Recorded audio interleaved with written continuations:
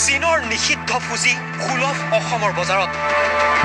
ট্ৰাকে ট্ৰাকে ফুজি চোৰাংকৈ আহে অসমলৈ মৰে হৈ চীনৰ পৰা সোমাই উত্তৰ পূবত ৰেড আপল যাক ফুজি বুলিও কোৱা হয় ভাৰত চৰকাৰে নিষিদ্ধ কৰিছিল ফুজি পশ্চিম চীনত সৰ্বাধিক উৎপাদিত হয় ফুজি আপেল ভাৰতৰ বজাৰত বিক্ৰীৰ অনুমতি বিচাৰিছিল চীন দেশে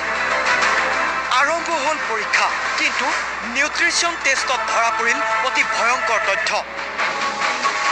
আৰহি ফুজিত পোৱা গৈছিল ভয়ংকৰ তথ্য অত্যাধিক পেষ্টিচাইড পোৱা গৈছিল ফুজি আপেলত ধাৰাবাহিক পুষ্টিগুণ পৰীক্ষণত বিফল হোৱাৰ পিছত নিষিদ্ধ কৰা হৈছিল চীনৰ আপেল আৰু নাচপতি এটা নোটিফিকেশন আছে যোৱা বছৰ হেৰি আপোনাৰ প্লান কোৱাৰেণ্টাইনৰ নোটিফিকেশন এটা আছে যে যোৱা বছৰ 1 জুনৰ পৰা চাইনাৰ পৰা এপল ইণ্ডিয়াত ইম্পৰ্ট কৰাটো বেন কৰি ৰখা হৈছে কোৱাৰেণ্টাইনত ৰিপিটেডলি ফেইল কৰিছিলে চাইনিজ আপেলে তাত কিছুমান পেষ্ট আছে বুলি কৈছে যিটো পেষ্ট আমাৰ ইণ্ডিয়ান ভেজিটেশ্যনৰ কাৰণে হয়তো বেয়া হ'ব পাৰে আৰম্ভ হল চোৰাং ব্যৱসায় চীনৰ পৰা ম্যানমাৰ হৈ চোৰাংকৈ ফুজি ভাৰতত প্ৰৱেশ কৰিছিল চলিত বৰ্ষত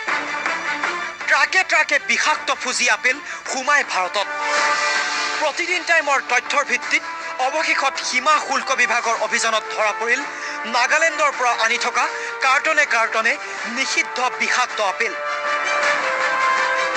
350 কাৰ্টন আপেল জব্দ কৰিলে সীমা শুল্ক বিভাগে যাৰ মূল্য ভাৰতীয় বজাৰত ন্যূনতম 12,60,000 টকা অকল সিমানেই নহয় ইয়াৰ ফলত প্ৰায় 7,90,650 টকাৰ শুল্ক হেৰুৱাইছিল চৰকাৰে এই বাছখনৰ পৰা আমি প্ৰায় 350 কাৰ্টুন হেৰি পাইছোঁ চাইনিজ আপেল আৰু গোটেইখিনিৰ ওজন প্ৰায় 6,300 কিলো হ'ব এপ্ৰক্সিমেট আৰু ভেলু হ'ব প্ৰায় 12,60,000 আৰু তাৰ ডিউটি আহে প্ৰায় 7,90,000 ডিউটি আহে আৰু আপেল খাওঁতে সাৱধান হওক ইউএছএৰ পৰা অহা আপেলত থাকে মমজাতীয় পদাৰ্থৰ প্ৰলেপ চীনৰ আপেলত থাকে ভয়ংকৰ ৰূপত পেষ্টিচাইড যাৰ ফলত কেঞ্চাৰ হোৱাটো এক প্ৰকাৰ খাটাং কিন্তু কোনে অসমত চলাইছে এই চোৰাং বেহা কাৰ ছত্ৰছায়াত চলিছে এই মাৰাত্মক ব্যৱসায়